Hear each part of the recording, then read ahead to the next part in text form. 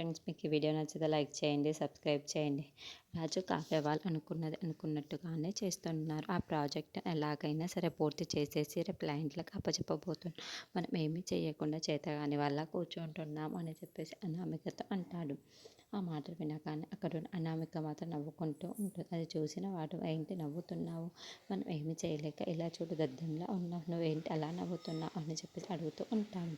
ఇంతలో అక్కడ అనామిక రాజు వాళ్ళ సెక్యూరిటీకి ఫోన్ చేస్తూ ఉంటాడు. ఏంటి మేడం ఎందుకు ఇప్పుడు ఫోన్ చేశారు అని చెప్పేసి సెక్యూరిటీకి అడుగుతూ ఉంటాడు. ఆ మాటలు వినగానే అక్కడ అనామిక, నువ్వు జీవితాంతం సెక్యూరిటీగా పనిచేస్తే నీకు ఎన్ని లక్షలు వస్తాయి అని అంటుంది. ఆ మాట వినగానే అక్కడున్న సెక్యూరిటీ అయితే, నాకు ఒక 25 లక్షల దాకా వస్తాయి మేడం అని అంటాడు.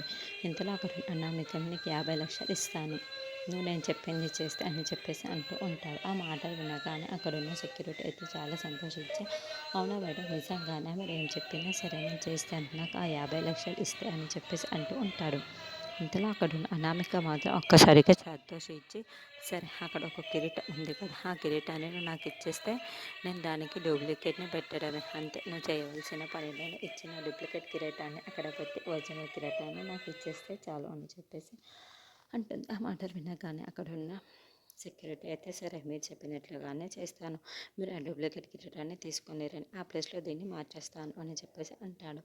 ఆ మాటలు వినగానే అక్కడున్న చాలా సంతోషిస్తూ ఉంటారు. ఇంతలో అక్కడున్న సెక్యూరిటీ అయితే ఎలాగైనా సరే ఆ డూప్లికేట్ కిరీటాన్ని మార్చేయాలి అని చెప్పేసి రాజు క్యాబిన్లోకి వెళ్తూ ఉంటాడు. ఇంతలో అక్కడున్న క్యాబిన్ కిరీటాన్ని మార్చేస్తూ ఉంటాడు. అది గమనించిన రాజు కావ్య వాళ్ళు అయితే అలా ఉండిపోతారు.